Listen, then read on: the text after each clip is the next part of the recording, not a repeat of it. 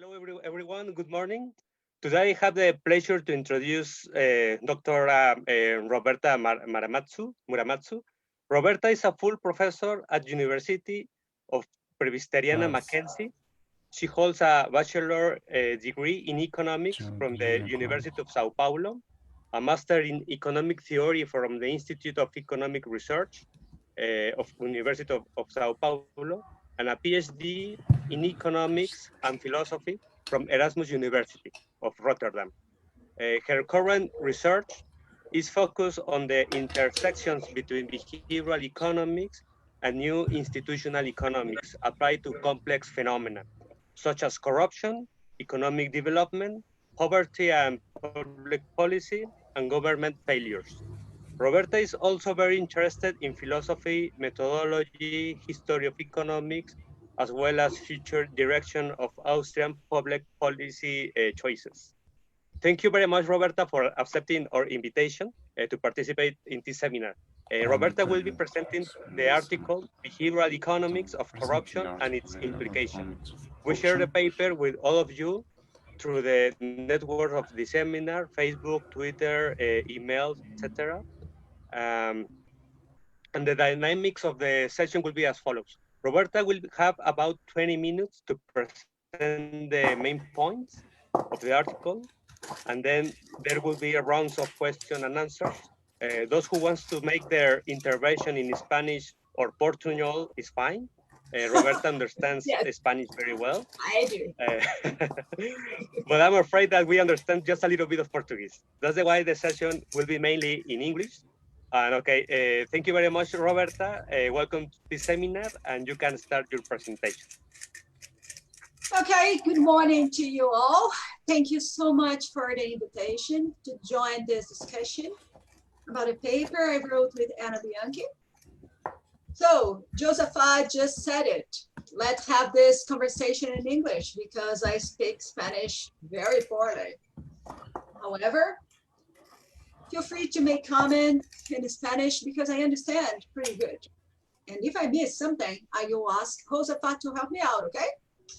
Well, let me start by giving you some perspective and context that somehow justifies why I embarked on doing research on the intersections between behavioral economics and corruption studies.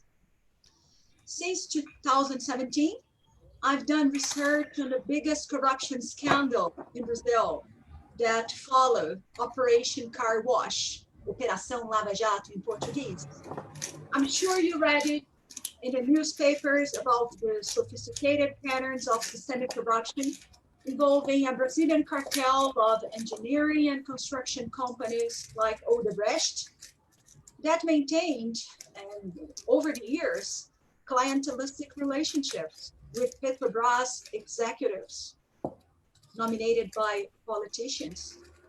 And Petrobras is the Brazilian oil company that is partly public owned.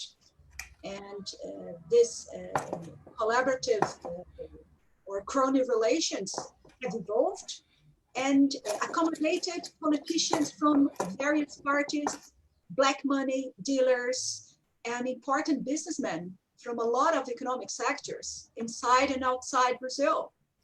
Some of you might remember that the ex-director of Pemex, your oil company, Emilio Lozoya, he stated that Mexican politicians like Enrique Peña, Felipe Calderón, and others received suitcases full of money from Odebrecht.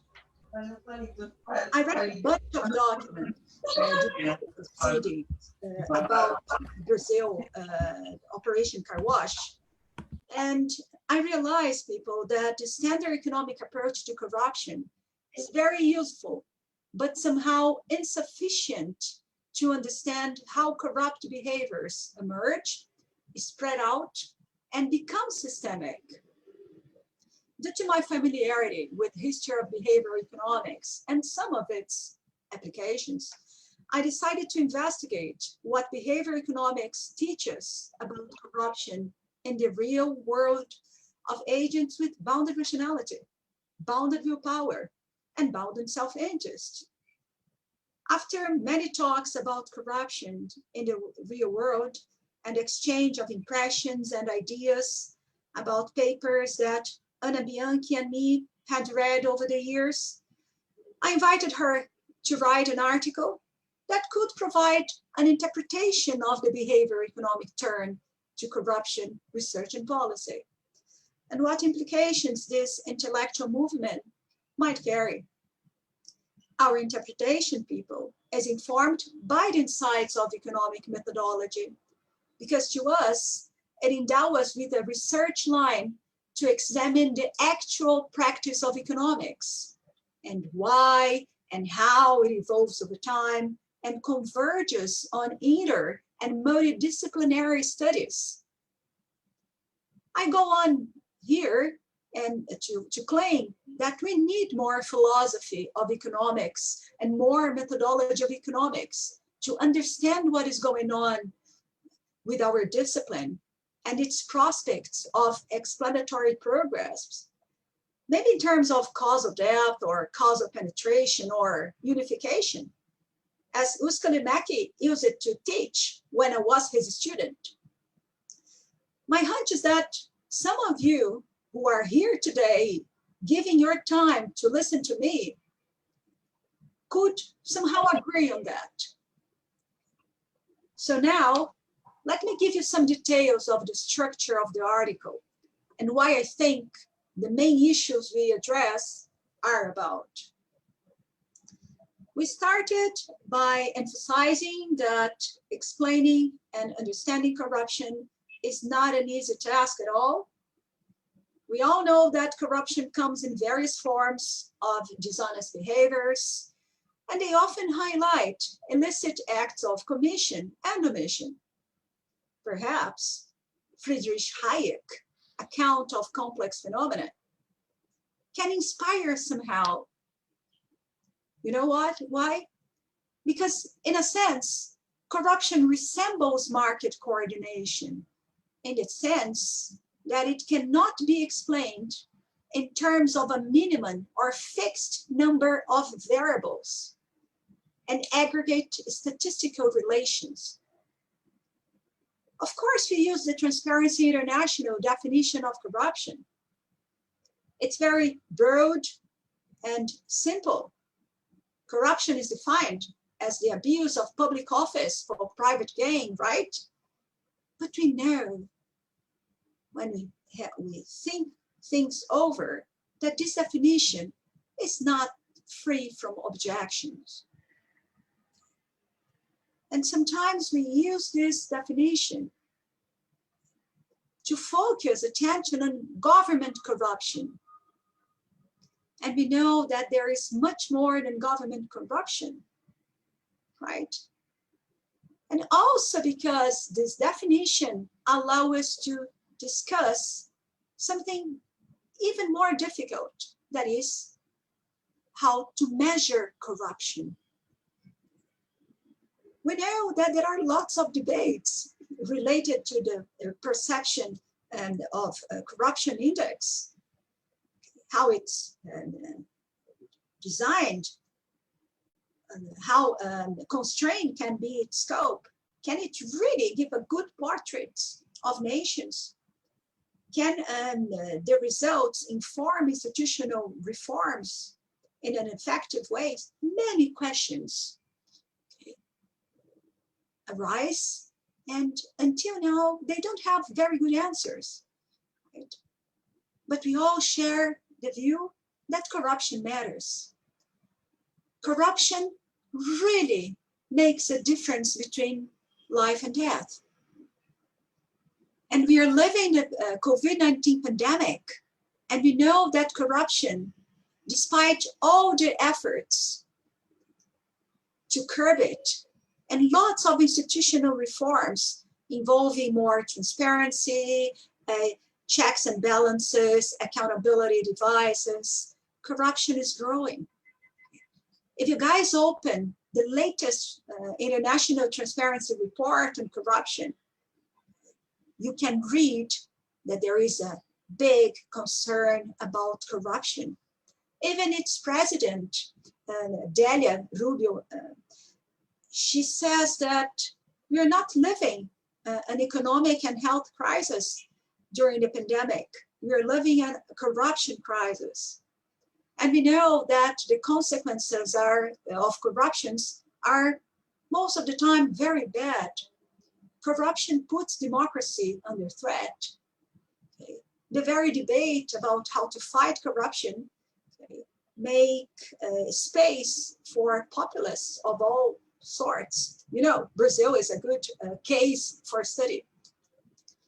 And more dramatically, corruption puts severe constraints on the human potential, okay, for quality of life, okay, to fight poverty, to promote economic development.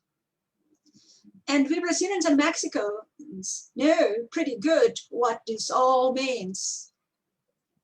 To me, it's not nice to read articles when I go abroad that mordida or soborno is the Mexican way of life. And I'm not happy to read that corruption is the Brazilian way and is the only Brazilian way. So all these things impact my way of understanding how the world works. And I want to study and understand how corruption research and policy has been shifting towards new conversations with sociologists, anthropologists, neuroscientists, philosophers. So this is something I want to tell you, because the point of departure of our paper is the view that the standard economic approach to corruption that depends on the rational choice maximization hypothesis simplifies too much. And we know that any model and theory depends on unrealistic assumptions. But some unrealistic assumptions prevent us from having a good understanding of what corruption really is, how it emerges, and why it persists over time. Despite the many interventions that we have been observing over the years to fight corruption. But I want to say to you that when I think in retrospect, I miss that in our paper, we didn't add a very explicit definition of a good explanation. Because to me, the main issue at stake here is that the economic approach to corruption, the conventional, fails to provide a good explanation. So I have to say to you what a good explanation is and why this moves towards into the interdisciplinarity or multidisciplinarity, what this moves review, what people are after.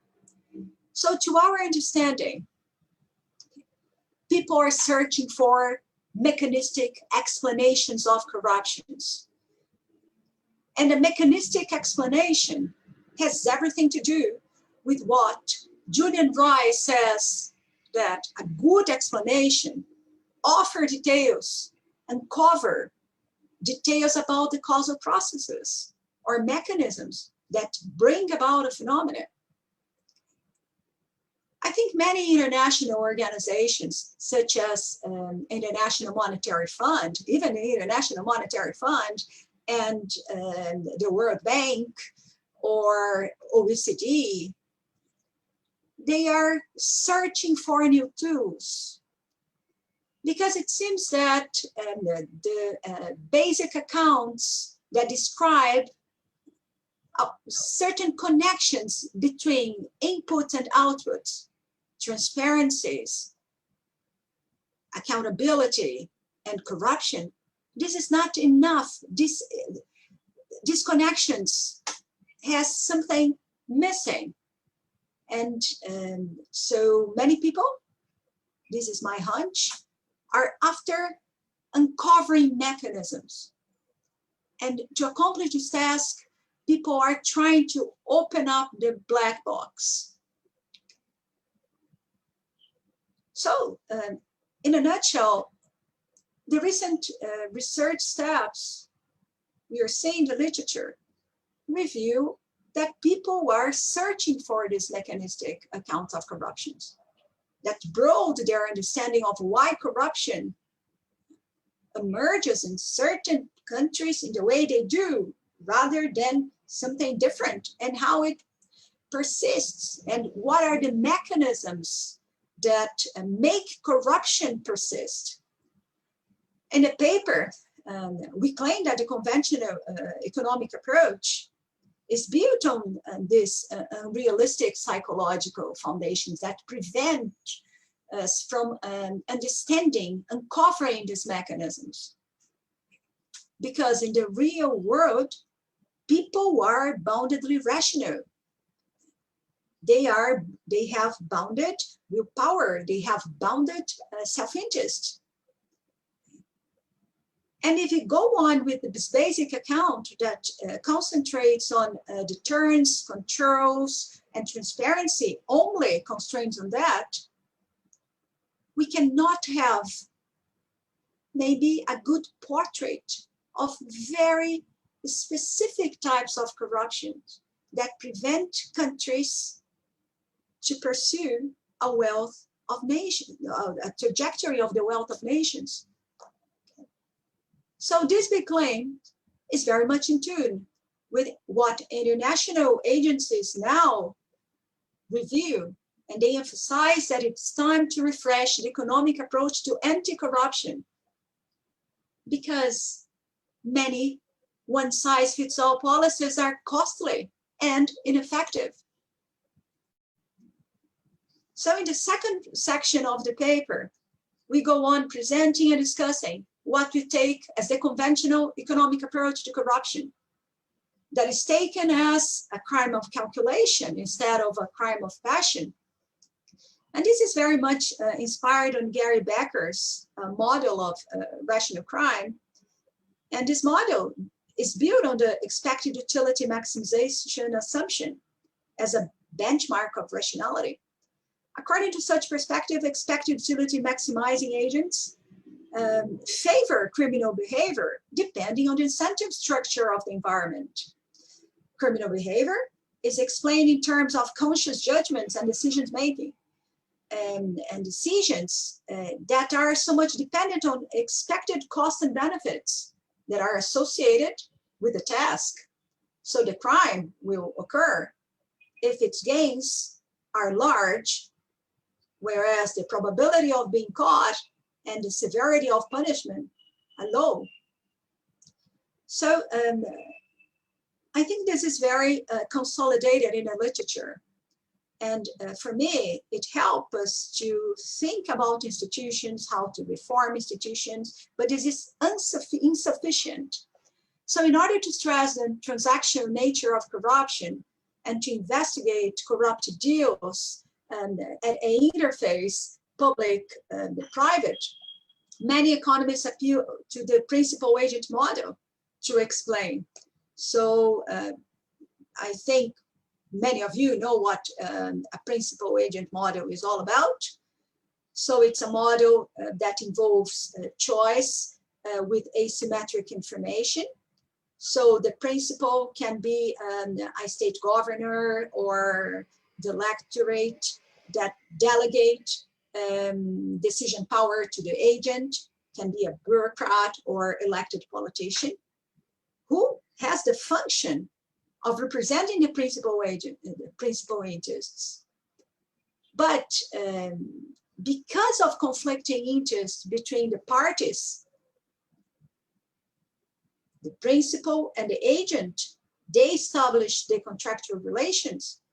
Okay, because this conflict of interests, and because of asymmetric information, the agent has an incentive to misuse his superpowers to pursue personal gains.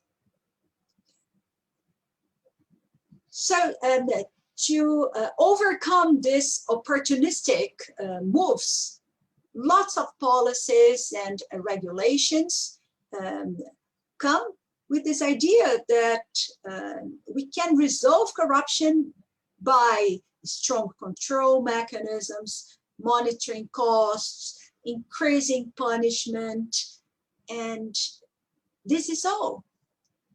But we have encountered lots of evidence suggesting that excessive controls can backfire and can, in a sense, crowd out intrinsic motivation to behave honestly. So we present an experiment that was made in Germany, suggesting that when participants are in a condition of strong control and they face the monetary incentive, they go for the monetary incentive.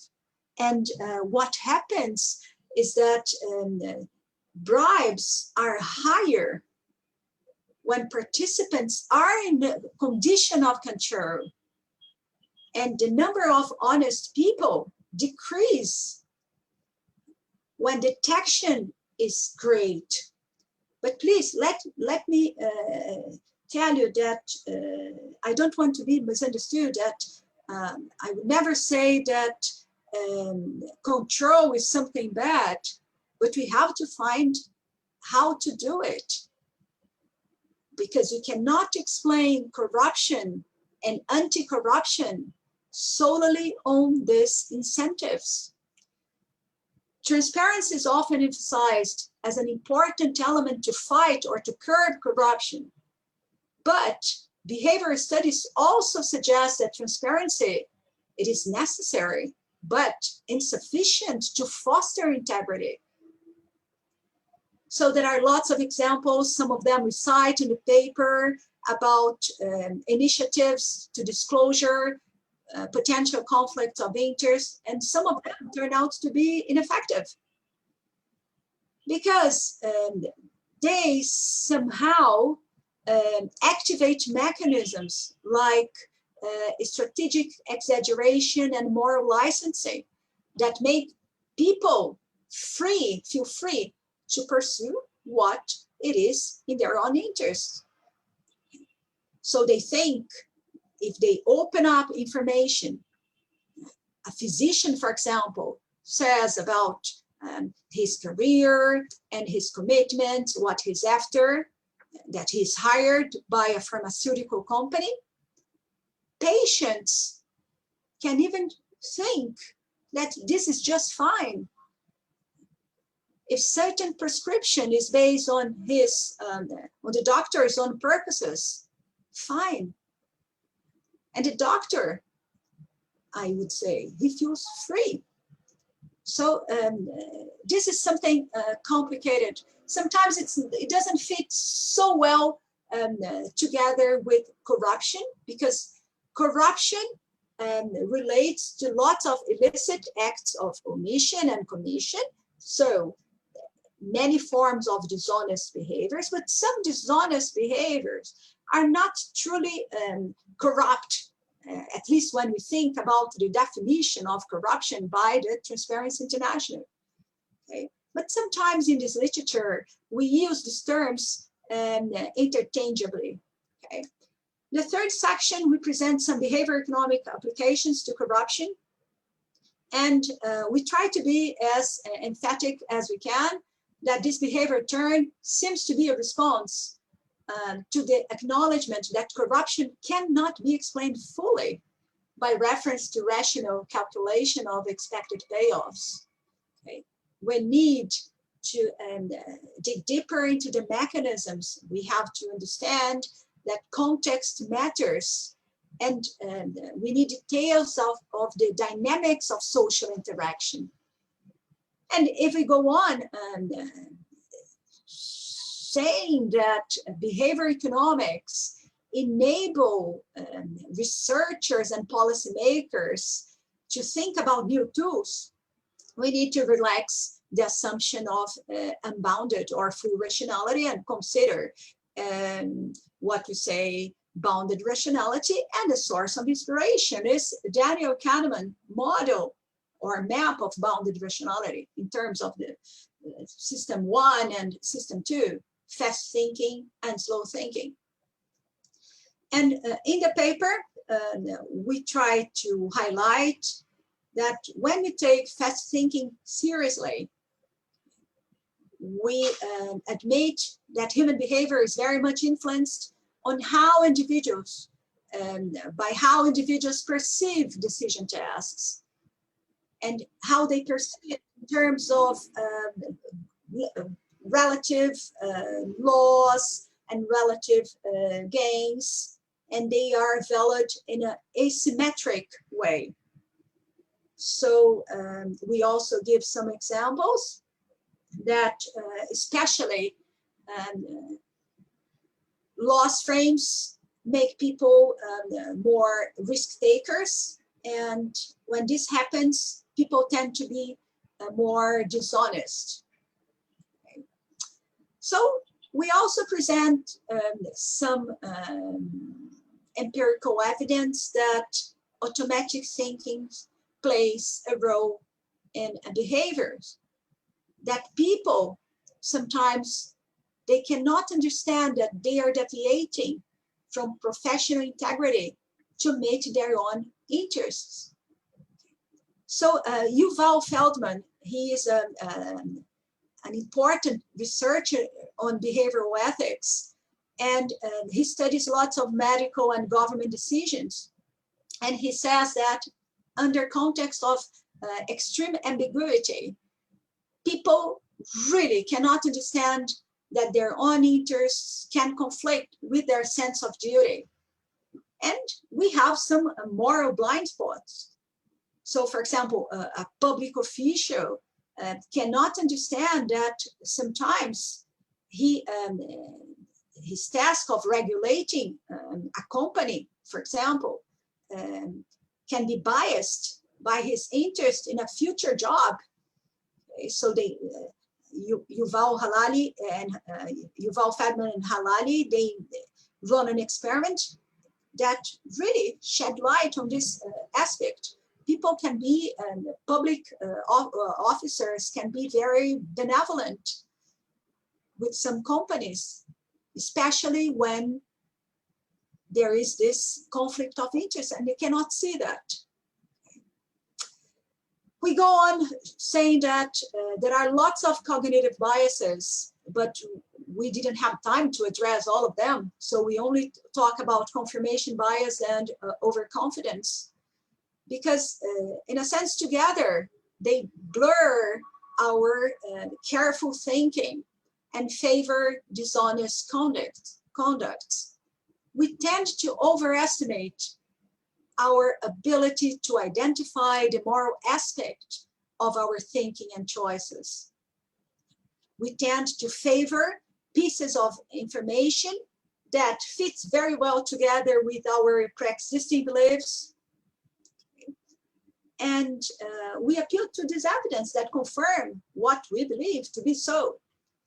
So we can think about medical decisions, and we cite the case of, it's a hypothetical example of a famous oncologist who is known for his commitment to patients, that he cannot understand that his choices over drug prescriptions can be influenced by the interests of the pharmaceutical company that somehow sponsor his research group.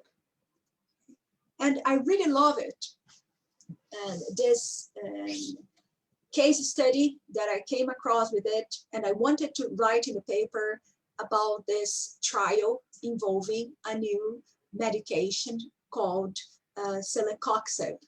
It's a medication to fight arthritis. So Yuval Feldman worked on this case, and they say that there are lots of signs of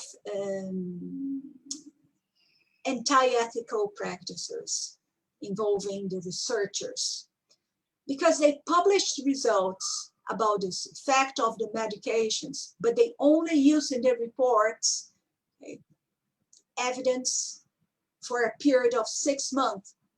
And these pieces of information suggested that this drug gave less gastrointestinal complications than other drugs.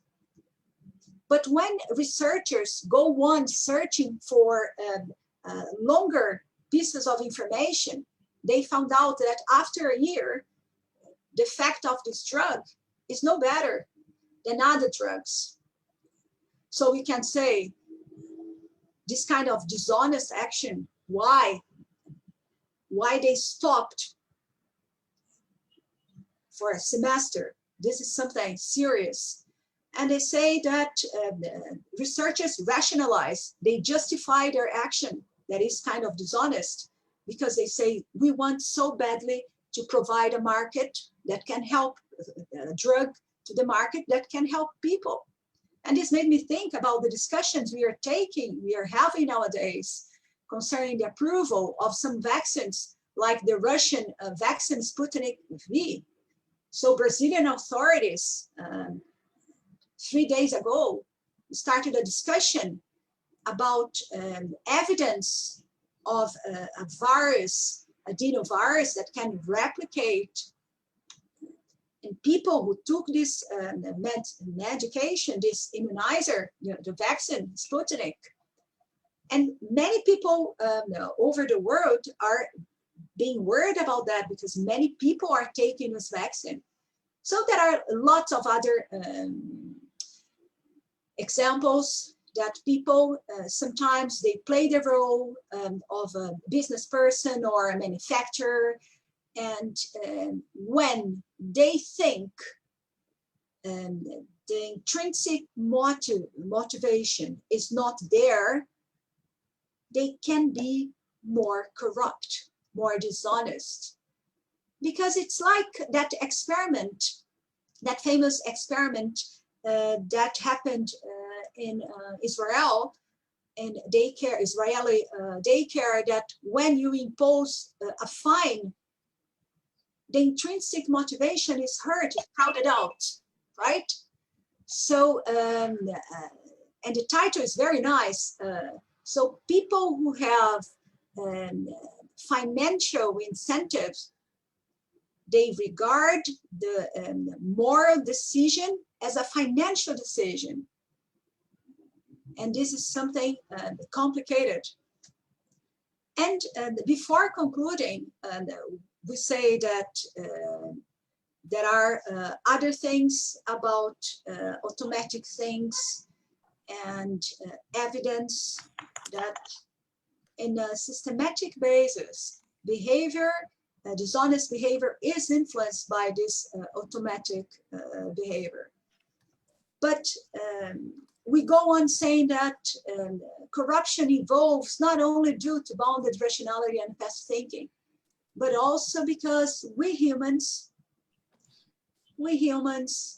are homo reciprocans. We tend to reciprocate with reciprocators. We have positive reciprocity mechanisms. We are kind to those who cooperate, and we cheat with cheaters, negative reciprocity. And as far as I understand, this literature stresses that reciprocity mechanisms are what make cooperation evolve, and that's nice. But there is a growing literature highlighting that reciprocity can make corruption persist with all negative effects. So we mentioned some experiments about it, and I want to say that we didn't work so much on reciprocity, but I want to tell you that people are very much interested in understanding that many choices we make depend on expectations we form about others and what we think and expect others expect from us, right?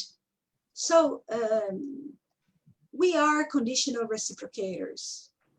And this can make life easier, but it can also make clientelism, nepotism, and many other types of corruption that make societies poorer, more unjust.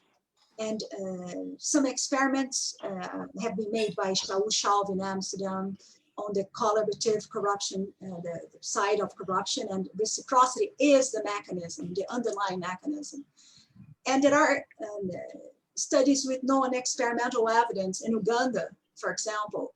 Feldstadt says that kinship obligations and social norms of loyalty to friends and family make public servants to be obliged to go on helping people, otherwise they are ostracized.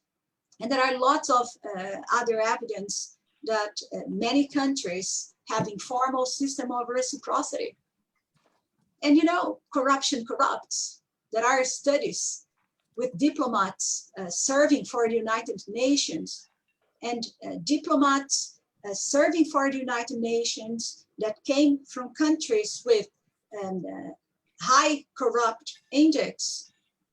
They sometimes review efforts and to use their public function to attain personal goals. So I talked too much, and I want to conclude by saying that our interpretation shows that this moves towards interdisciplinarity is a response that we need a better understanding of corruption dues. Okay? And cognition, emotion, culture, and social mechanisms lie at the heart of the corruption. And I think one lesson to be drawn is that corruption is multifaceted and it's pervasive. And it's extremely important to investigate features of the environment in which corruption or dishonest happens and why it sometimes persists. This paper shows directions of dishonesty and corruption research, suggesting that we need to think about explanations that is closer to people's reality. Of course, this is no simple task, but we know that one-size-fits-all policies based only on principles of deterrence, transparency, can backfire. And we know that behavior economics is no panacea. It does not endow us with the capacity to kill corruption with a silver bullet. Okay. But the main issue of behavioral turn is that it calls for new forms of conversation. And being a complex phenomenon, accounting for corruption is important. We need to recognize the disturbing factors that cannot be simply isolated in a lab or even in a field experiment. So what I do here in my talk is to invite us for a position of intellectual humility. Okay. If you want anti-corruption initiatives, we have to start small, to focus on local aspects, on the driving forces behind specific types of corruption and effects on its people. And I close this talk with a wise suggestion or a nudge by Professor Paul Wood, who says that if corruption is a form of cancer or some other disease, then we, corruption oncologists, need a more sophisticated understanding of its DNA if we are to develop effective responses. Thanks a lot for your attention, people.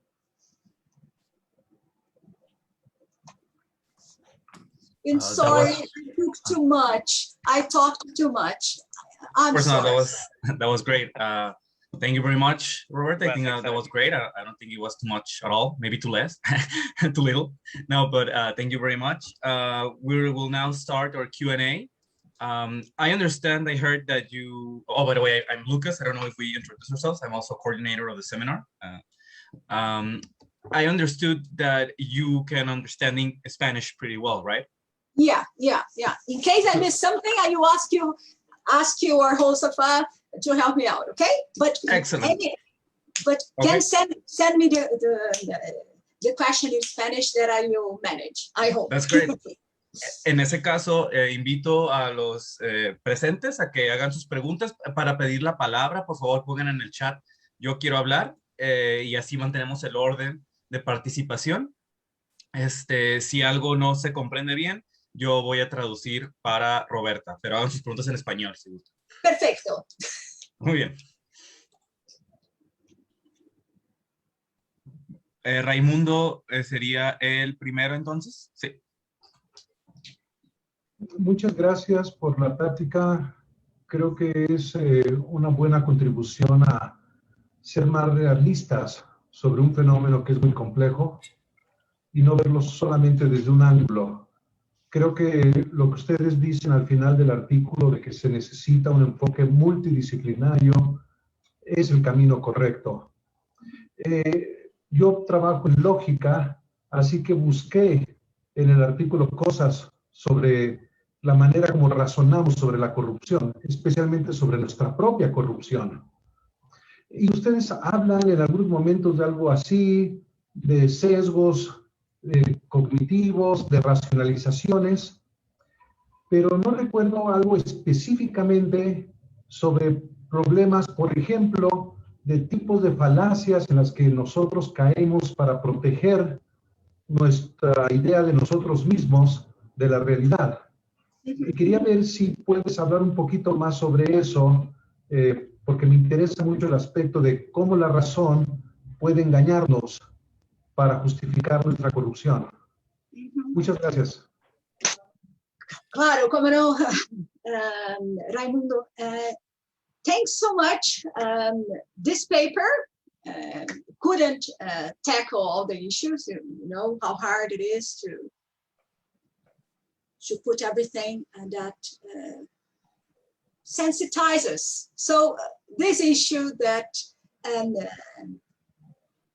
our mind can be captured by lots of types of reasoning that make us feel good about ourselves and don't feel guilty about what we did. Raimundo, let me tell you what I read in some of the documents and some testimonies of people from car wash operation. I didn't read the stuff from the Mexico politicians, but I read lots of, and I read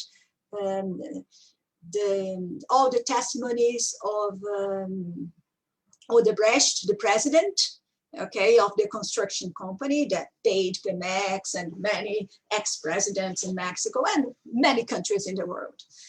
So I remember, and this is something that made me think about the types of reasoning, Raimundo. He said that all he did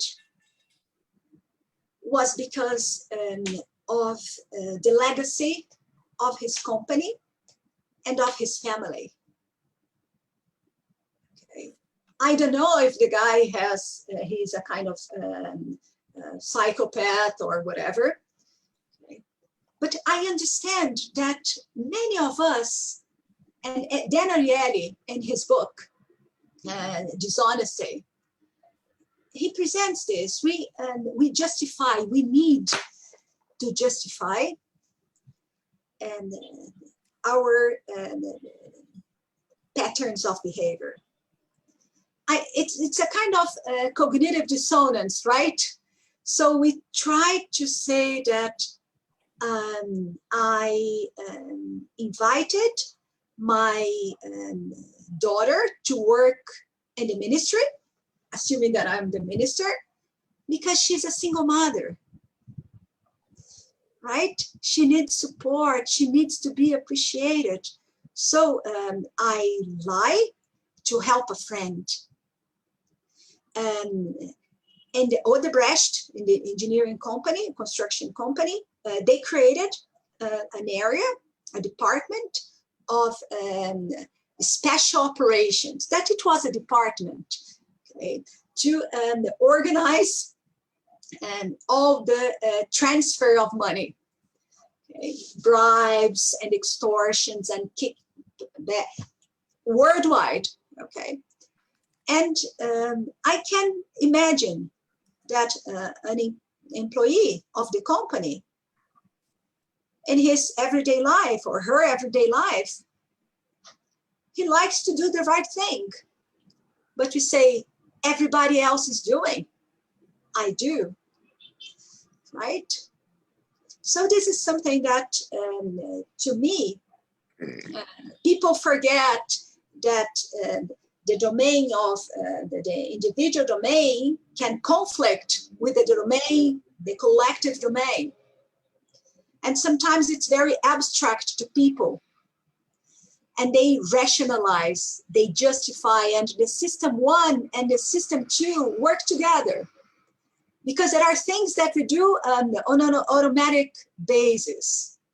Okay, so I can imagine a physician that can prescribe, and he truly believes, and he looks at the literature suggesting that this is the best drug, right?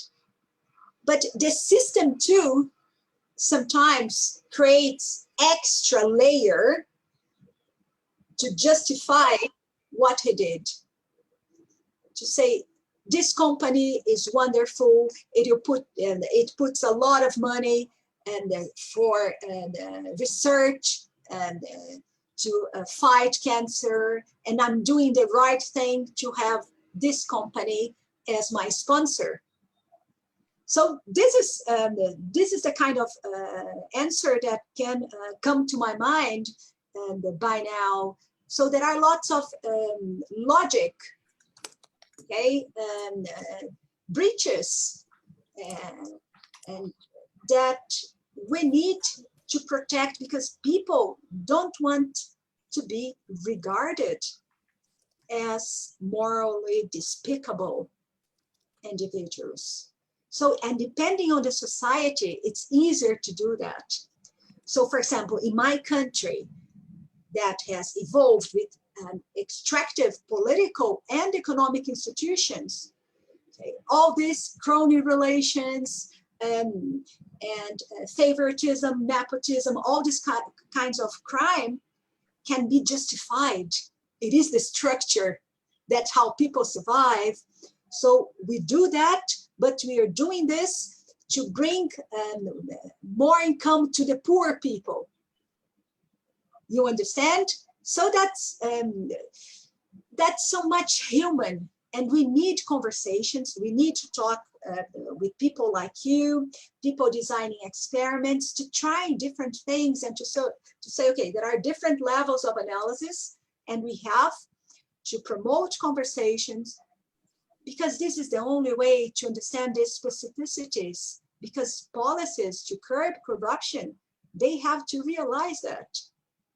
Because even politicians who design policies, they also have their flaws, and they think they are doing this for the good of the society, to foster integrity. But at the same time, this guy is trading privileges with certain pressure groups, and he thinks he's very honest. So this is what I can say to you by now that pops up in my head. But thank you so much. Thank you. Obrigado. De nada. Okay, great. Then next is Josafat, and Luis, you have your hand raised. It's Luis Enrique, and then Axel, and then me. Oh, okay. Yes. Go ahead, Luis. Creo que fue Axel. Si gustas, Axel, comentar. Creo que lo habías levantado la mano antes. Sí, pero se salió. todavía no termino de comer, me darían sí unos segundos más. Okay. Adelante, Luis. Perdón, Okay. por eso tengo también apagada la computadora. Okay. Thank you, Roberta. Nice meeting you. Bueno, pues muchas gracias por tu charla y gracias por aceptar la invitación al seminario. Yo tengo un par de preguntas. Un poco me gustaría conocer tu opinión sobre una serie de retos que tiene la economía del comportamiento. Bueno, los descubrimientos en economía del comportamiento para poder informar a los tomadores de decisión, ¿no? A los que hacen política pública. Me gustó mucho tu artículo. Creo que haces un planteamiento muy claro sobre los alcances y los límites del enfoque económico estándar y, por otro lado, los descubrimientos en economía del comportamiento que pueden informar, que pueden complementar una comprensión más vasta, como tú has estado platicando, sobre el fenómeno de la corrupción, ¿no? Más allá de costos y beneficios, más allá de un cálculo racional, ¿no? Tenemos todos estos elementos de la cognición que juegan un papel importante. Mi primera pregunta es, me gustaría saber tu opinión una vez que nosotros tenemos un conjunto de resultados experimentales. Por ejemplo, lo que tú señalas en el artículo, que la gente a veces, si tú le pones un frame de pérdida, puedes llevarla a que se comporte de una manera más corrupta, ¿no? Que si es un frame de ganancias, ¿no? Exacto. ¿Cómo, desde tu punto de vista, cómo podemos utilizar esos resultados para hacer recomendaciones específicas de política pública? Porque claramente tenemos un reto de cómo extrapolamos ese resultado. Son resultados experimentales muy concretos. Y creo que uno de los retos que tenemos es cómo ese resultado concreto lo pasamos a una situación en el mundo real, dada que las condiciones pues no son fáciles de extrapolar, ¿no? Creo que hay un reto ahí para la economía del comportamiento y para cualquier enfoque experimental de informar la política pública, ¿no? Esa es una primera cuestión. Yo he pensado algunas, pero me gustaría mucho conocer tu opinión al respecto. Can I answer this one? Can I answer this one first? Otherwise, I can forget. And you go on with the other question. Yeah? Yes, go ahead. Yeah. Please go ahead. Let's do this because I have a discharge of adrenaline. So there is a lot going on in my head right now. Well, regarding your first question, okay, I think you understood pretty well. It seems to us, and there are lots of pieces of evidence suggesting that when people are put on a loss frame, they tend to be more risk taker. Okay. And we see this in lots of domains and applications of behavior economics for finance, for poverty and whatever. So this also holds to corruption and dishonesty. Okay. So you said, okay, Roberta, given that context matters, and if you want to discuss policies, because now behavior economics is becoming more and more popular because it offers a potential for evidence-based policy, more human, based on human reality and so on and so forth. Can we use this regularity that laws frame impacts or foster somehow corrupt behavior, and how to respond to that in terms of policy, because we want to refresh anti-corruption agenda and design better policies. Well, I think one of the implications of our paper, and I told you, you were here in the very beginning, that I wrote a third paper with Ana María Bianchi about the big picture of corruption, 5 lessons from behavior economics. And one of the lessons, it's about nudging, okay? Nudging, using nudges to promote integrity. So it seems to me that many institutional reforms and initiatives of policymakers involve redesigning the choice architecture. When you change institutions, when you make political institutions as well as economic institutions more inclusive, okay, more accessible to everyone. And my hunch is that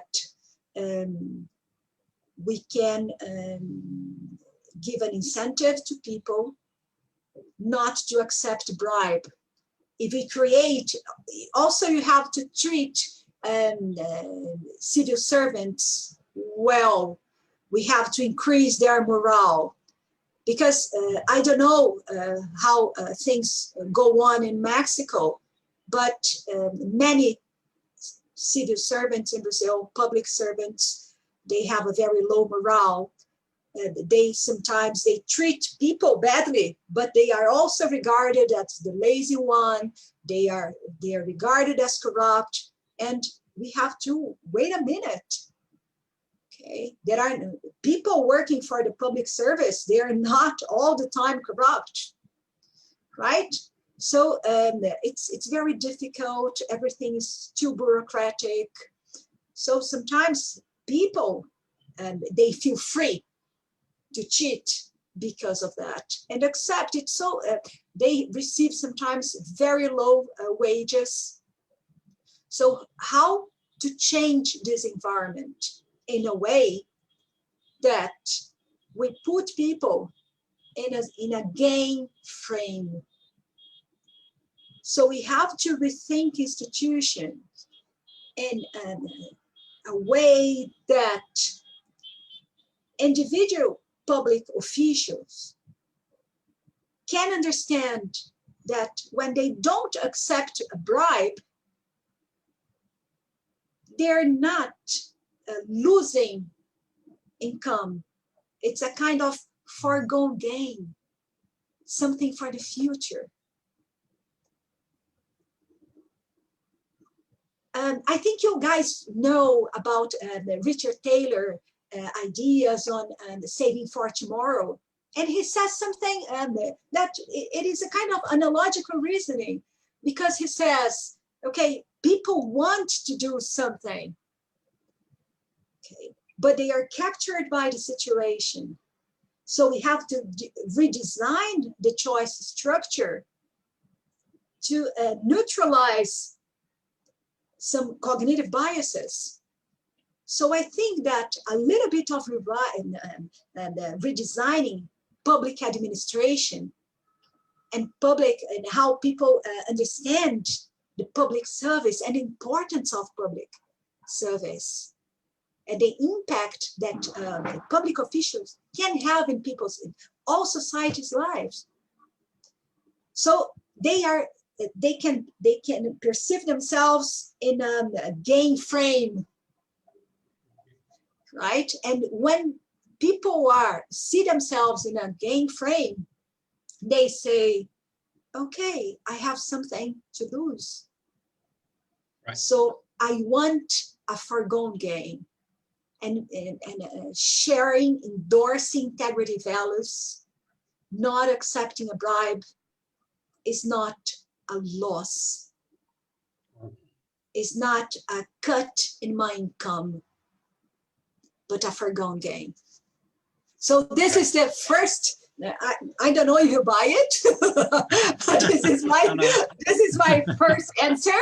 And go on to the second question. Thank you. Please, thank you for your first answer.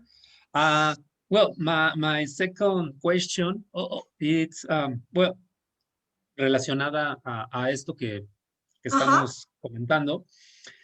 Otra cuestión que me llama la atención en tu artículo es que creo que lo que tú y tu colega plantean es que tenemos dos fases. La fase del enfoque económico convencional, una fase de ciencia del comportamiento, y me gustaría preguntarte, ¿cómo sería una tercera fase? ¿Cómo podríamos hablar, o cuál es tu opinión al respecto de tener un punto de vista integrado en la cual utilizamos las herramientas convencionales basadas en incentivos, pero al mismo tiempo tenemos una visión rica de la psicología de la toma de decisiones que nos permite entender esas herramientas de una manera distinta?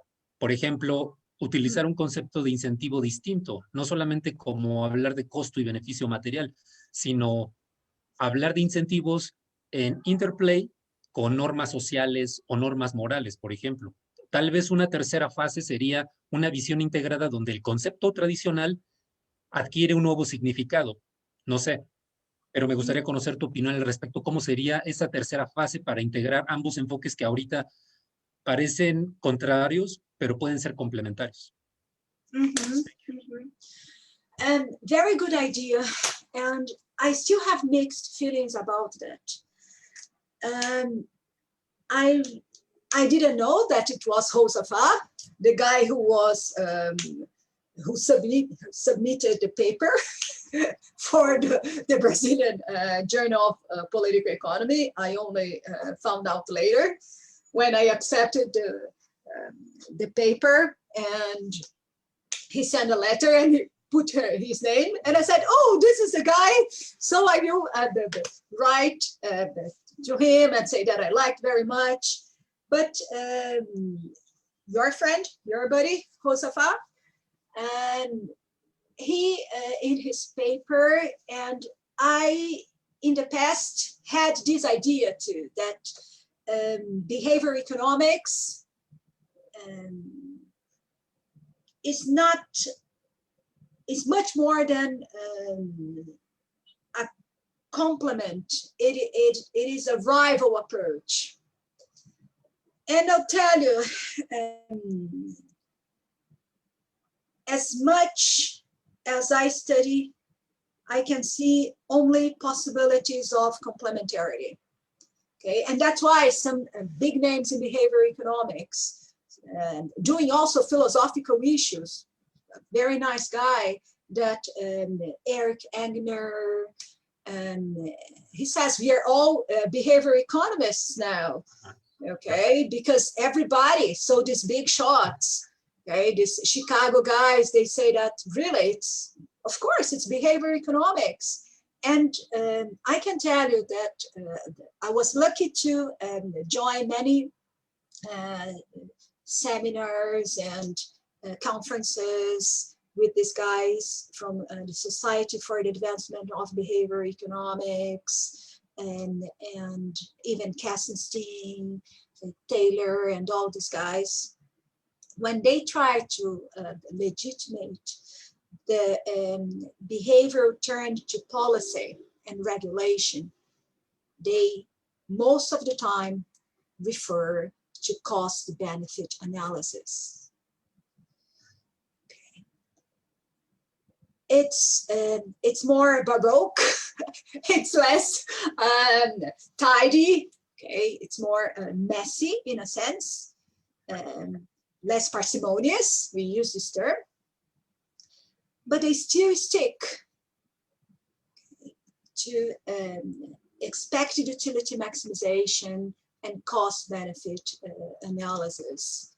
And when I think about the economic approach to corruption, the standard, and I compare it with this recent accounts that integrate insights from psychology, from sociology, and as soon as they are part of the economist toolbox, they still commit to cost-benefit analysis. I think people like you, like Josafat, probably Axel, and I can say that I am the type of person who is searching for a third move that is not yet here. Okay. And I'm not sure if this third move will happen, because there are lots of institutional settings in the profession that prevent more radical changes. Okay. And I even wrote, when I was a PhD student a long time ago, I interacted with people from the, it doesn't exist anymore, the Max Planck Institute in Berlin, and Gerd Gigerenzer was in charge. And I joined this summer school, and it was very nice. So I worked with a guy from there to talk about these emotions, and his account of bounded rationality has very little to do with Daniel Kahneman's map of bounded rationality. Okay, and Gerd Gigerenzer says that the heuristic and bias approach is really optimization under constraint and a mixture with irrationality. And he says, Gerd Gigerenzer interacted with Herbert Simon, and he says that Simon could be very annoyed with these moves. You agree with that?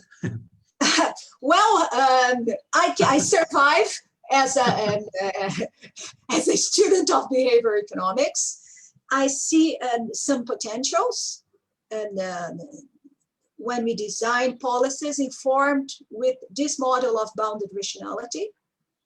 Okay? I understand that there are lots of things that certain, not all nudges can do. So institutional reforms require changes in choice architectures, no doubt.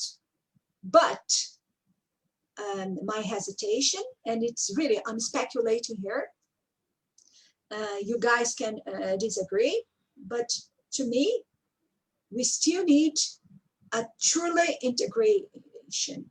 And this truly integration, we require concessions from both parts. Mm. And I'm not sure if they will be willing to do that. Because when we have a very parsimonious account of behavior, we can predict certain things in a, it's constraining, but you can do that better. Okay, when we, as Friedrich Hayek in his accounts of complexity, says that when we add a lot of stuff, okay, and we recognize we cannot have a minimum number of variables, it's a complex, you cannot predict so well. We can have this pattern predictions, right? But I'm not sure if economists endorsing neoclassical economics and new behavior economics, because there are all types of behavior economists. And I wrote this to Josafat. Okay, there are different guys. So when we study Matt Rabin, he's different from a guy like George Loewenstein. So there are different types, or David Leibson, he's very neoclassical behavior economist. So there are things that are doing that somehow can be challenged. So we wait to see. And it is up to us doing philosophy of economics and economic methodology, and some of us who can also go on modeling, inviting people to design experiments. We try to include new things, just like, and even proposals like Raimundo. Okay, let's try to let's add things, and if we can learn, and we have new tools to maintain conversations with other people. But I'm sure that this is still a young, embryonic phase. Okay, so that's my hunch, Luis. I hope I answered your second question. Okay, so that's it. Thank you very much. Thank you. Okay, thank you. Great. Then Axel, do you want to go next? Yes, thank you so much. Oh, yes, go ahead. Okay. Oh, and thank you, of course, Roberta. This was a great talk on the paper, and I'm sorry that your co-author has left the Zoom meeting because she deserves also part of the congratulations. You got into a lot, and now in the Q&A session also, so it's given me food for thought for a long while. And maybe you're right that in a certain sense in this seminar you're kind of preaching to the choir. So I'm gonna have to play a little bit of like devil's advocate for the. Perfect. I'll be so grateful. Please do it. Go Okay, for it. so here are a couple of things that I would like to see more clearly or stronger. Mm-hmm. On the one hand, especially in your answer to Raimundo, at times it might seem that all that you propose to add is post hoc on the underlying economic basis, so that it's not really adding a lot, because it's just how we justify the decisions that are already grounded in what is convenient for us, right? So you are leaving the underlying explanation in terms of incentives just there. It's just adding more detail onto how we justify why we still do what is convenient for us, even though there are all these other norms and things that here and there that. So in the end, if we are going to make if we need a more abstract model, then we should still rely back on the more classical economic model. I mean, that's a way like a more classical can respond, and I would like to see how you respond to that. And I know that you want to take one by one, so let's start with this one, and then I'll go to another one. Well, that is a hard talk. I'm so grateful to you, and I think there is a kind of original sin. Okay, and I'm part of this original sin.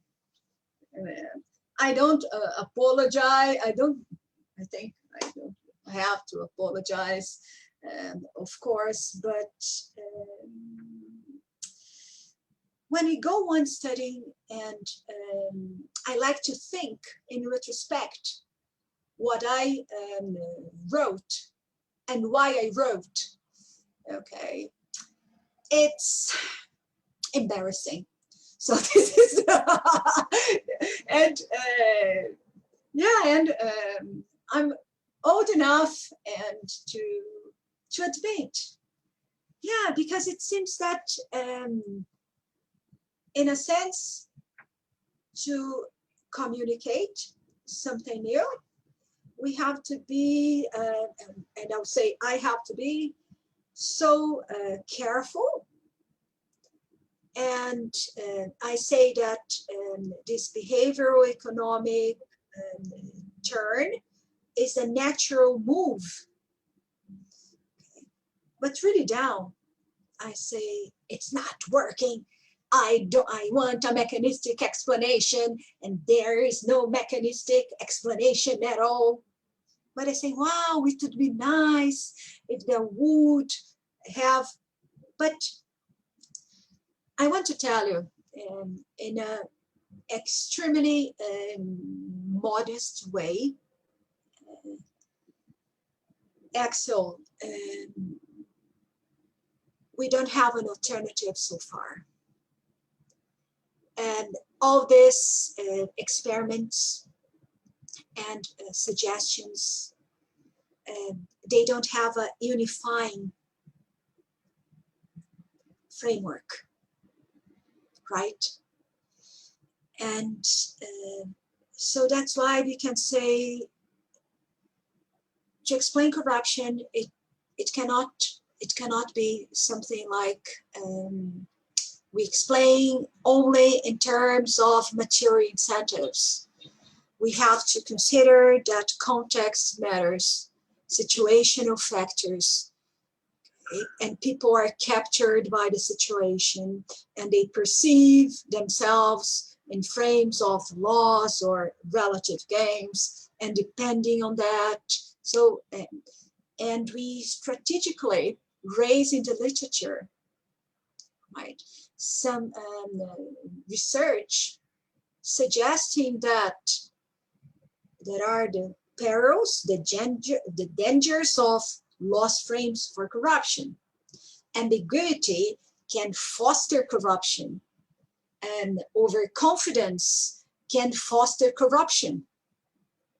Confirmation bias can make people comfortable because they don't know the other way. But it's a big step that I think people like us, we have to prepare ourselves, to train ourselves to take in the future. Okay, given all this pieces of evidence, how we can come up with a mechanistic explanation. Can I say that the explanation, the mechanistic explanation of corruption depends on two classes of mechanisms, such as the mechanisms underlying intuitive thinking, the mechanism underlying this slow thinking, incentives of this, cost and benefits too, but intuitive, emotional factors, incentives related to the social dynamics of society, norms of fairness, norms of reciprocity. Okay.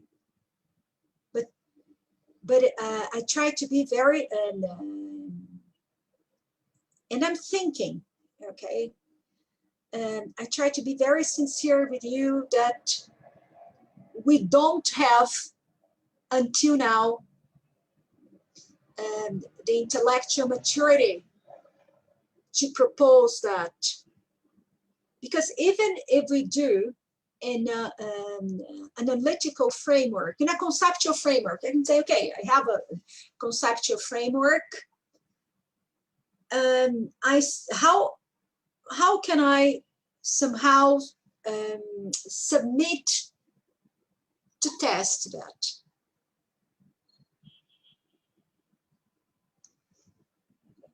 So this is something maybe important,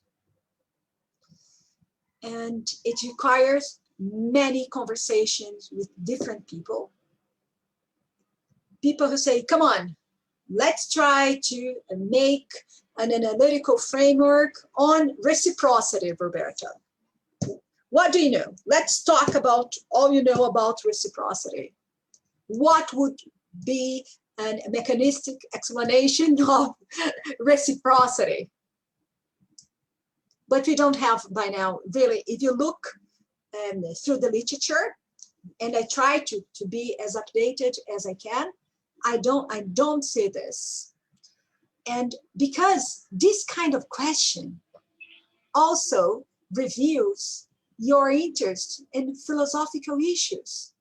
And I will never forget a paper that I wrote, that I read when I was a PhD student in the Netherlands. It was a draft of the first chapter of the book, Advances in Behavior Economics, with Colin Kammerer, George Lubenstein, and Matt Raby. In the very beginning of the paper, they said, we don't need to waste time about philosophical issues. Let's focus on the nitty-gritty.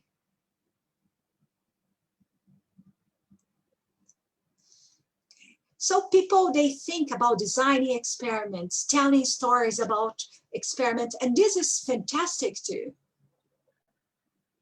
But some of us have different expectations,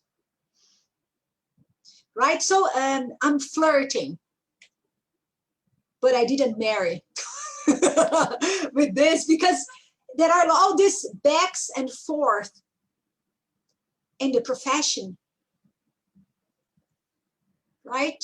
So we say there are incremental moves, and that's why there are many people criticizing new behavior economics.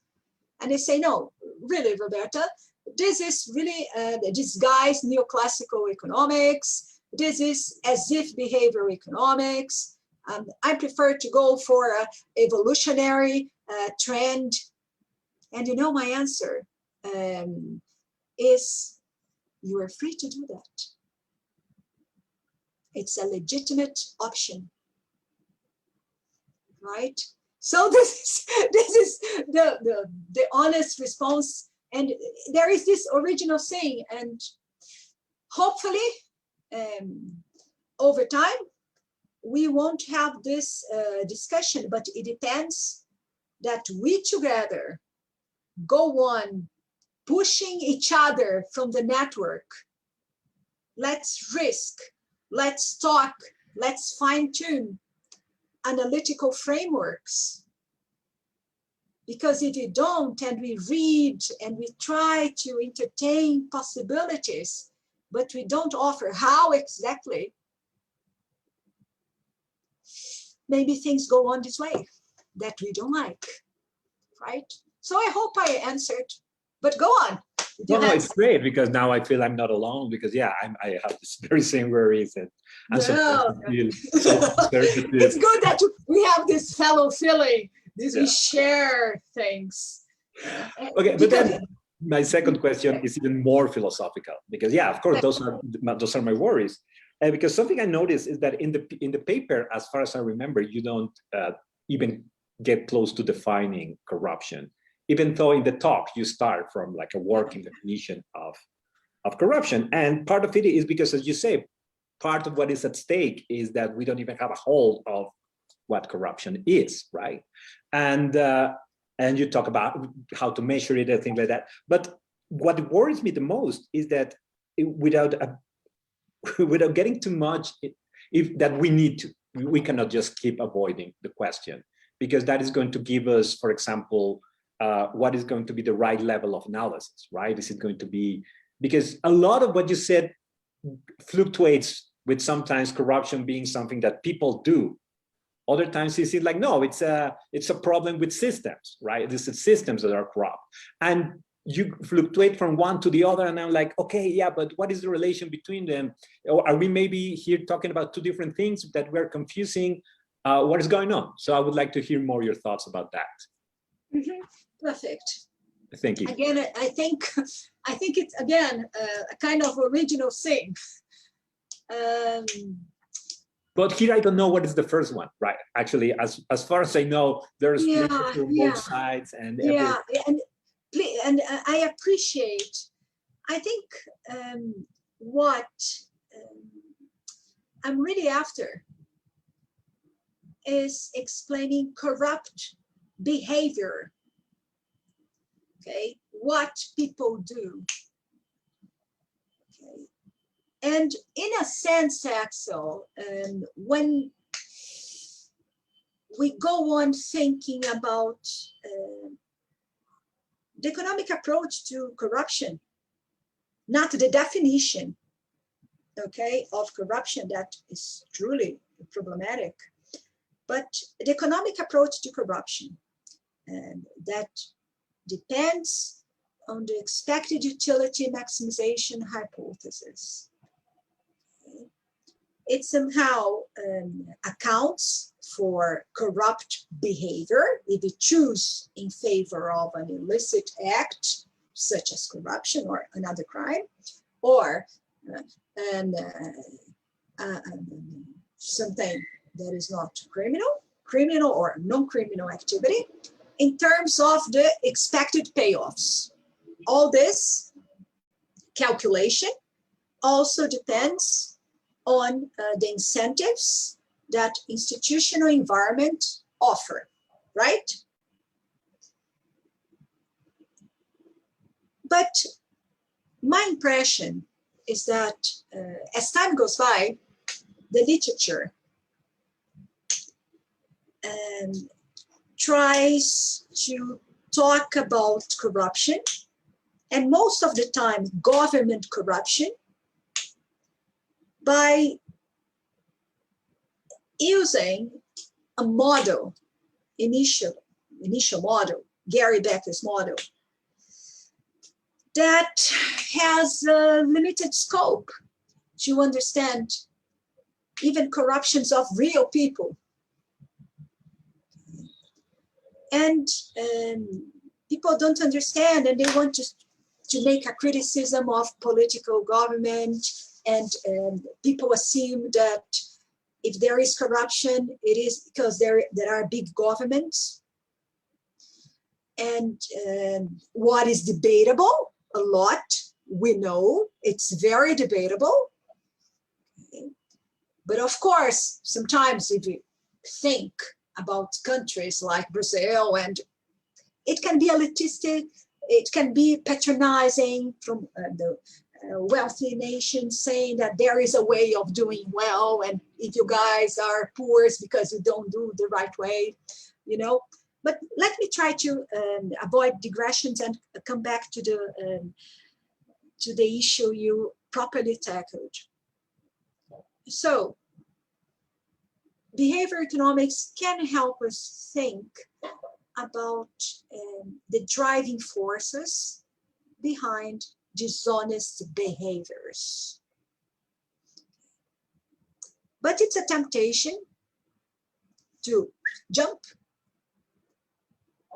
because we know that corruption comes in various forms, including lots of dishonest behaviors, right? And we say, okay, and there is some kind of reasoning involving, and we can say that corruption has this decision dimension, and it happens because individuals are there and they see the opportunities. If there are low opportunity costs, they go for it. And we can increment this analysis by incorporating the principal agent model, right? But we focus on individual choices of two parties, the principal and agent, in terms of self-interest maximization or expected utility maximization, and the incentives these people have detached from society, detached from history, right? But research agencies and lots of non-governmental organizations, they bought this idea that we need to address corruption.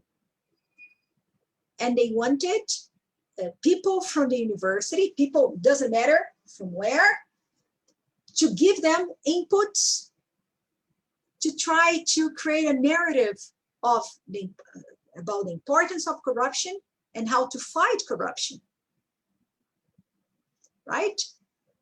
So, with a special interest in attacking government corruption because of the consequences too, but also to say that the behavior of the private sector is only reactive. Okay, the private sector, it depends on the countries. Come on, right? If and this assumes a kind of institutional metrics that I cannot see my country. Maybe this institutional metrics cannot see in Mexico either, right? But they put all this together, and we researchers feel maybe not morally licensed, but intellectual. It's a kind of intellectual license that we do. We feel free to say, oh, well, there are some problems in disconnections because we are making reference to things that occur at different levels of analysis, as you properly said. So please keep in mind that in my paper, even though there are lots of blanks, we never wanted to give the idea that we're talking about something structural. But since structural issues matter a great deal, and sometimes reinforce reciprocity mechanisms and lots of perception of frames. What we need is to go on having conversations with sociologists, anthropologists, and even behavior economists. I like to regard them as a little bit of like the new institutional economists, but this conversation needs to be more systematic, right? So this is something, because we cannot tackle a structural issue in an experiment. That's why I'm very enthusiastic about experiments, but I can see that there are limits. So this is, and you're right, it's not, it gives the impression you're right. And if you think over and you read lots of papers on corruption and behavioral approach to corruption, and you say, okay, these guys, and they go all over the levels of analysis. And myself, as a philosopher of economics, I can feel annoyed, right? If I understood you correctly, it's kind of annoying, because there are different things. But please, if this is something that matters, let's go on talking. Let's go on reading each other's papers and say, okay, tell me the level. Add on a footnote. This is not crystal and clear. Because behavior economists that are focused on designing experiments, they won't care about this, right? So this is the answer I can give to you. I hope it's satisfactory. A lot, actually. It shed a lot of light, and I understand much better your project, and I can see how it fits in a larger picture of understanding corruption. Yeah, this is very helpful. Thank you. Okay, yes, good. And yes, we'll keep in touch. I'm pretty sure. Okay, I will appreciate it. Thank you. My pleasure. Okay. Josafat? Josafat is next, and then if there's time, Aaron. But Josafat is yes. next. Huh? I will have to go because I have a meeting about the May the 1st. I have to do a presentation about the workers and so on. But I would like to make one question. It's about related with the role that institutions play in corrupt behavior. So I would like to know your view about that. Because in your paper you only address behavioral economics and its implication, but institutionalism I think is not in the paper. But I found that a connection between behavioral economics and institution quite interesting. So I would like to know more about that. Okay. Let's. This is something big, but I'll try to be as concise as I can. Well, as far as I understand, the explanation of behavior, and this is very much the view of rationality of Herbert Simon, and also Georg Gigerenzer, thinking based on the evolutionary metaphor, the evolutionary biology metaphor. We have to explain behavior in terms of two blades of a scissors, just like Alfred Marshall said, the demand, the utility maximizing, and the cost blade. So we have to understand in terms of individuals' informational capabilities and the structure of the environment. And the structure of the environment, to my humble opinion, has to be understood if we have the economic kind of reasoning, or the economic way of representing phenomena by institutional economics. Some people can use the Veblen, and I use new institutional economics. Because depending on features of the political as well as economic institutions, people see incentives that give support or punish some social preferences, some time preferences. They understand whether they are in a loss frame or in a gain frame. And depending on the constraints certain institutions put to people, some norms, even reciprocity mechanisms, can be triggered and spread out and consolidate in society. And that's why in this paper that you guys read, I said that reciprocity mechanism puts a difficult time for us to fight corruption, because we have to dig deeper in a bunch of things, including institutions, history, and things that we cannot so easily add and control in an experiment, because the essence of an experiment is control, right? So, Josafat, institutions fit together, institutions and the mind, what lies in the mind, what in the back of the mind, have to do institutions, and institutions change our mental models, our preferences, and the other way around.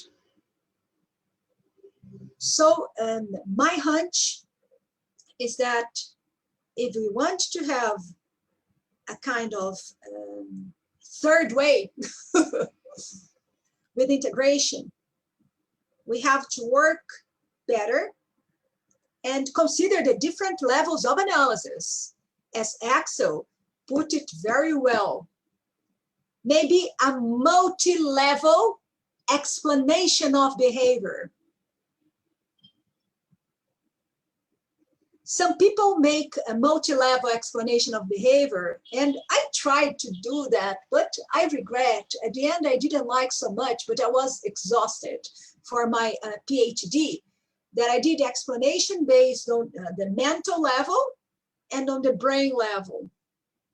Many people are doing that, but I think some of us might be interested in developing a multi-level explanation of behavior, and mechanistic, by the way, you know, by working out institutions and what is inside the mind and outside the mind. But to my modest opinion, this can be done, and maybe my intellectual preference, if we go on with ideas from evolutionary psychology. And many cognitive biases will disappear. So, for example, Kahneman, he doesn't like certain moves because people say that some mistakes appear because the structure of the environment is poorly designed. Right? And people learn, it depends on how you frame the issue. So to me, what is more promising to think about these connections between institutions and actual behavior, manifest behavior, is to go on at the level of the mind and at the level of the institutions. And you know, when you talk about institutions, we have to share ideas with historians, right, Axel? With sociologists, with political scientists. And it's troubling even for new institutional economists, because we have perhaps to relax the maximization benchmark, right? Because we know that even as more or less occasional observations that there are so many maladapted courses of behavior, right? And I think for corruption too.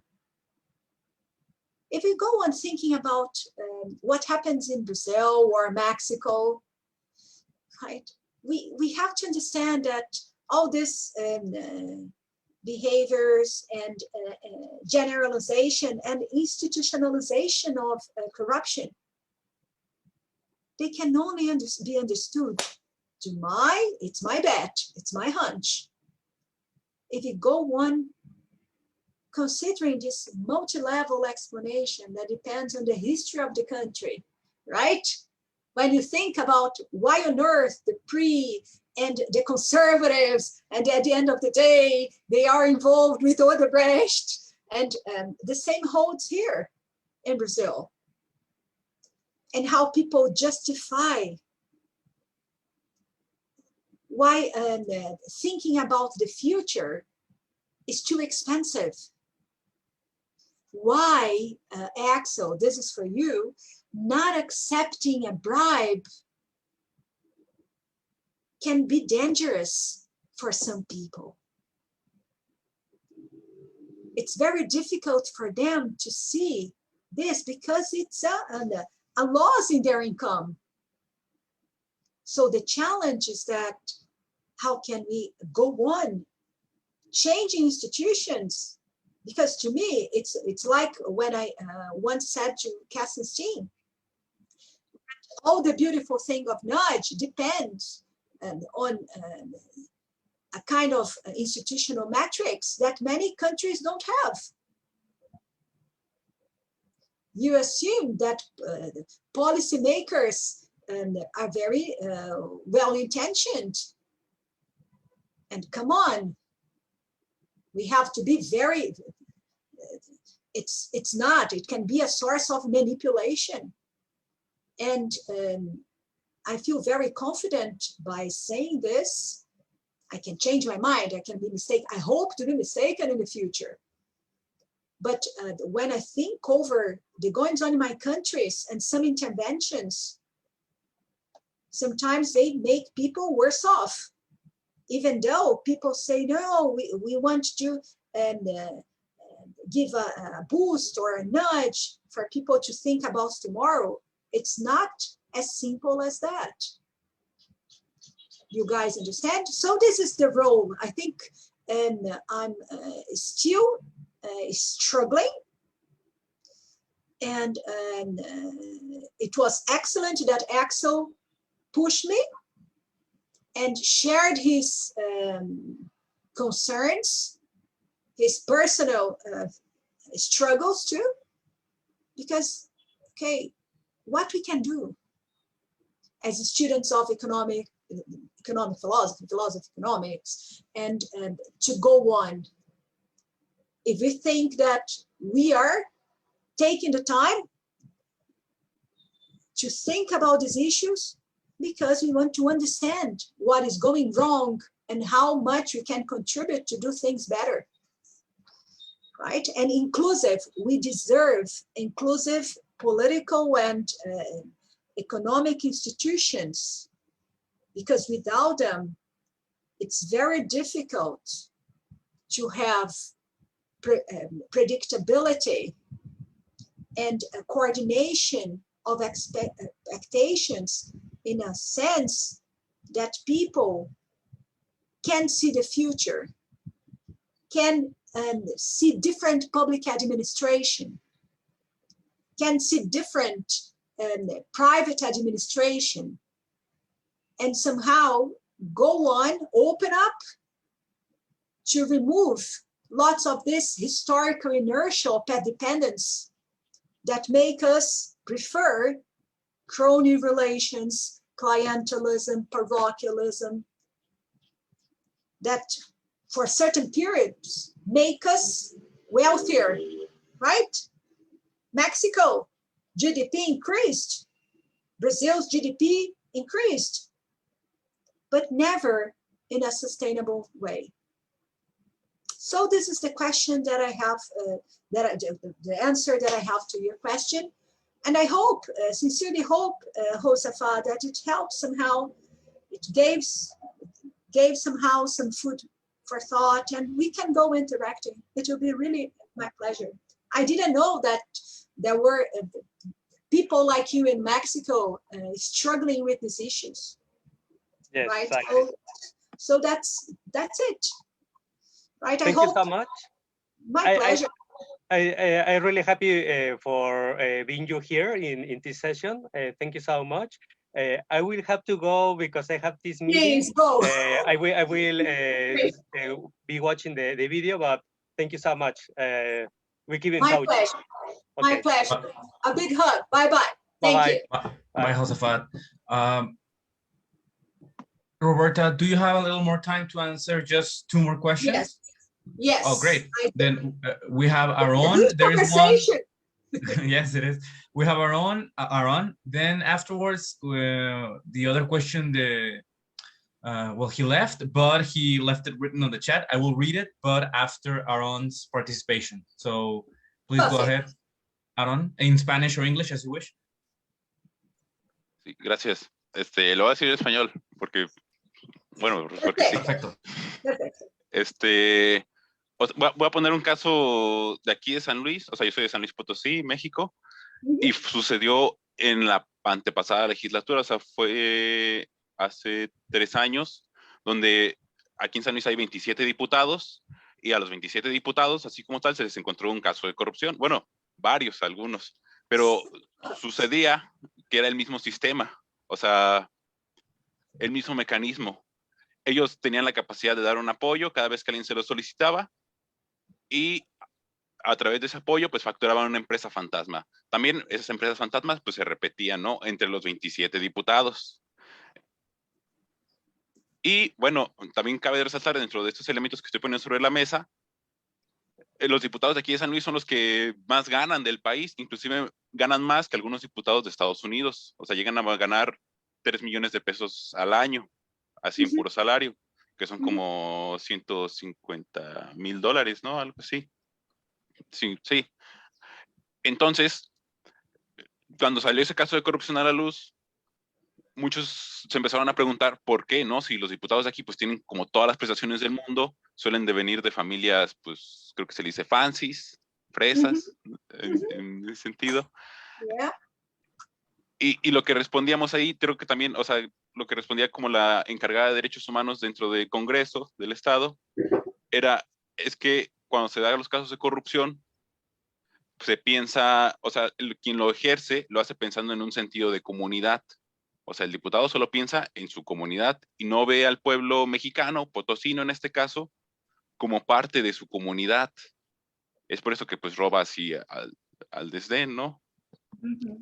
Y pues es curiosísimo porque de repente las empresas, bueno, esto ya a lo mejor ya lo sabe, eran, no sé, farmacias de 3 por 6 metros, ¿no? Que facturaban millones de pesos. Entonces era una locura completamente.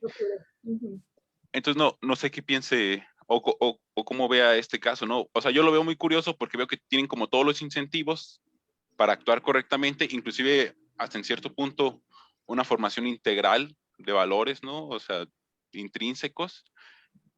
Y no sé qué motivación encontraron, creo que sí lo mencionó en sus pasadas participaciones y en la misma conferencia, intrínsecamente en ellos para actuar así, ¿no? Corruptamente. ¿Cómo ve?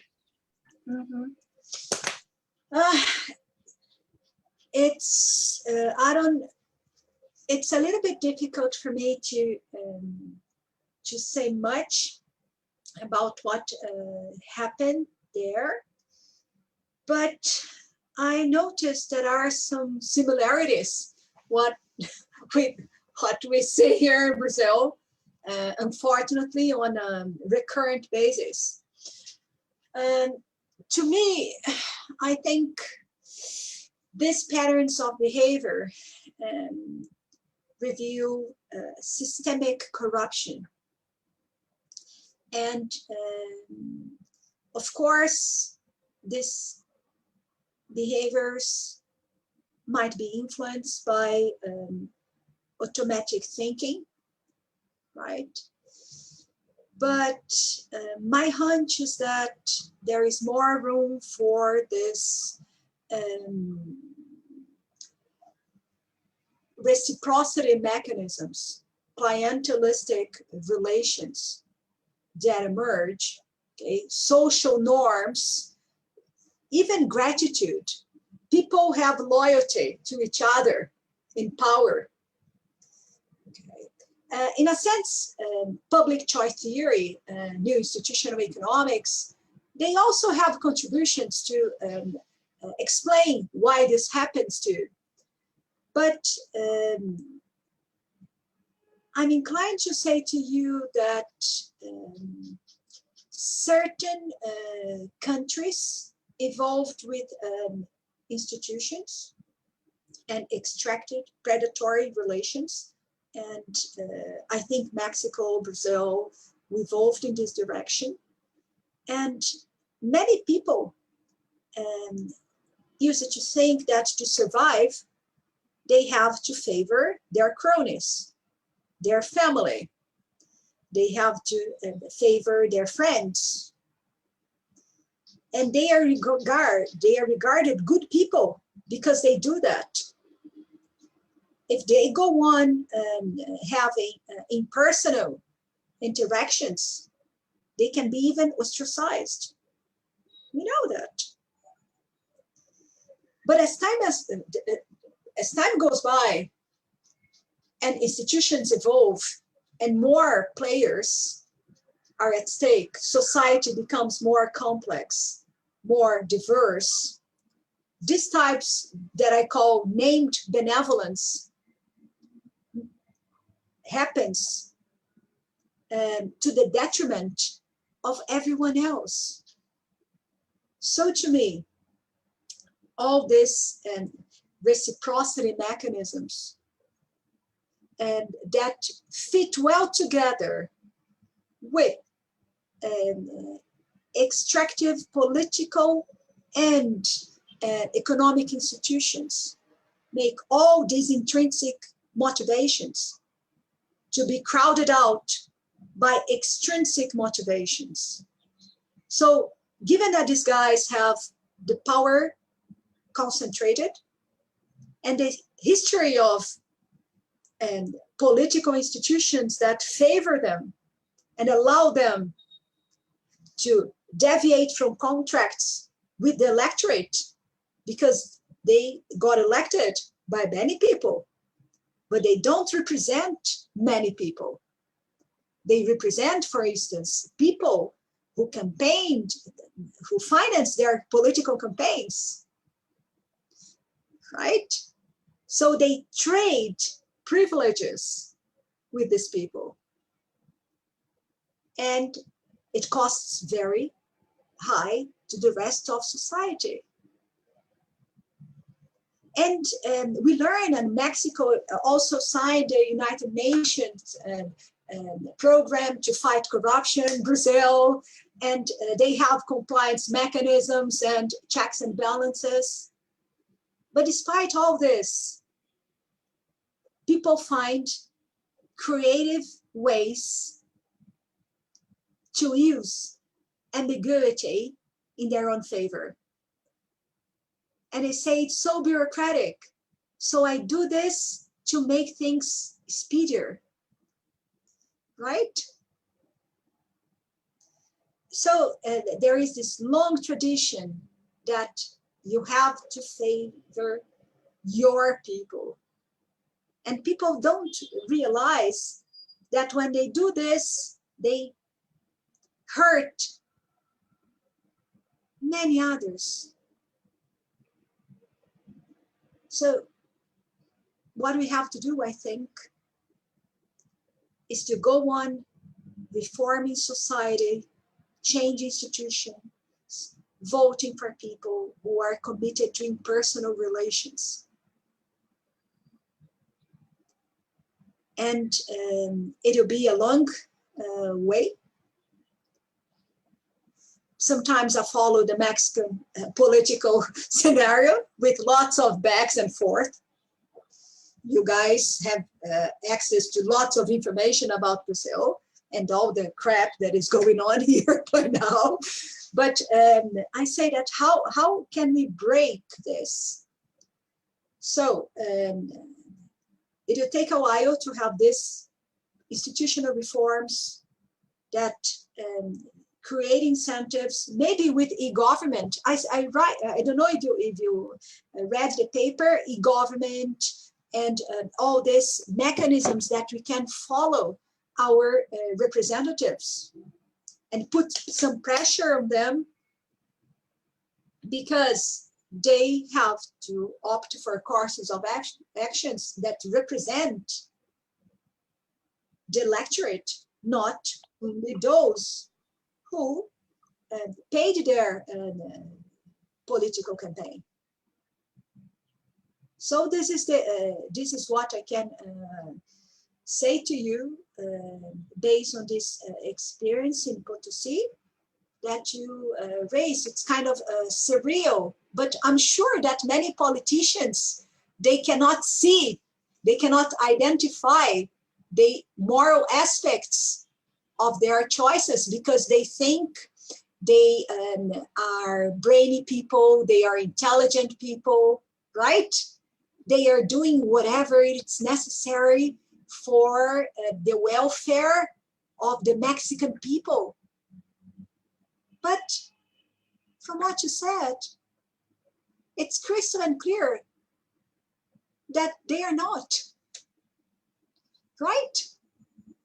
So how can we go on and changing institutions in a way that don't put democracy under threat? I sometimes listen to students saying that democracy is bad because it's giving rise to corruption, to populists and so on. Say, no, it's not that. Let's study Schumpeter, who says that democracy is only a way of coordinating different interests that inevitably are conflicting. So we don't know how to do that, but we have a history in our countries that still create lots of incentives that capture people's mind, that abuse of power, public power, is the right thing to do. And we have protests on streets, and some people who were protesting in the streets, when they go for the public office, they do the same, right? It's really a shame. So we have to understand what are the driving forces behind that, okay? So that's it. Okay, great. Thank you, Roberta. Thank you, Aaron, for your participation. Gabriel, no hemos hecho tu pregunta. Aquí la tenemos anotada, pero no sé si quieras hacérsela a Roberta y sería ya la última pregunta de la sesión. Hola, sí, muchas gracias. Muchas gracias, Roberta, por la presentación. Pude regresar a tiempo. Yo tenía una pregunta, Roberta. Fíjate que yo soy un lector de la economía del comportamiento lejano. Digamos que no tengo mucha cercanía con la teoría ni con la práctica, pero estoy informado de más o menos qué trata y demás. Quería preguntarte lo siguiente. Desde tu punto de vista, ¿crees que los notches para la implementación y diseño de política pública ya se han quedado atrás y ahora se utilizan más los boost o pueden convivir juntos para el diseño e implementación de política pública para, por ejemplo, combatir la corrupción, que fue de lo que nos hablaste hoy. Gracias. Okay, Gabriel. Gracias a ti. This is a nice question. In the book chapter that I wrote on the lessons behavioral economics can teach it for a big picture of corruption, we say that nudges, Gabriel, can help us give new directions for anti-corruption agenda. So I think there are different types of nudges, of course, regulatory nudges, social norm nudges, that will be very useful. And I can give you an example. I don't know if you have ever heard that an NGO in India called the Fifth Pillar, they came across with an idea of printing a 0 rupee note, okay, not a 0 rupees, with an inscription that I don't accept, okay, bribe. And they delivered lots of those notes and in bus stations, subway, and lots of places. And they tell us lots of different interesting results. Okay. So there is a story of, for example, a policeman that tried to get some bribe, some mordida, as you say, right? And the person said, but do I have to pay this ticket? The guy said, yeah, pay for me. And the person say, no, I don't feel comfortable to pay for the mordida for you. No, it's important, blah, blah, blah. I won't give you your document back. And the guy said, no, this is, and he said, and the police station is very bureaucratic, blah, blah, blah, pay to me. And the guy said, no, you have to, and the guy who would have the ticket, but that was an unfair ticket, he gave the 1 rupee note to the guy, said, please, you have your rights. Say to the police officer that they are the one who have to receive. The guy was ashamed, right? So I think these initiatives are very nice. There are initiatives that are going on in 2019, and I really would love to replicate this experiment in Brazil. They designed an experiment by trying to understand how effective, or whether and how effective, social nudges can be. And it's very specific experiment. I cannot recall now the details, but they wanted to say that when you live in an environment where the perception of corruption decreased, people has to be informed about that. Because if they know that corruption is not as it used to be, people can value more integrity. Okay. Right? And this is very interesting, because when you think about social norms, many people don't feel embarrassed, don't feel guilty, they feel no shame, because everyone does. But really, do we really know that everybody does? Because sometimes it's a rationalization strategy, right? You want to feel good about yourself. So there are this kind of nudges involving training of public officials, civil servants, saying that let's celebrate integrity. Let's reward integrity, inform people that it's kind of privilege. It's nice to be part of the public service. So people are motivating and saying, let's use these moral reminders. So people say, you know, do this the right thing, because we have more resources for education, because you were approving of this project.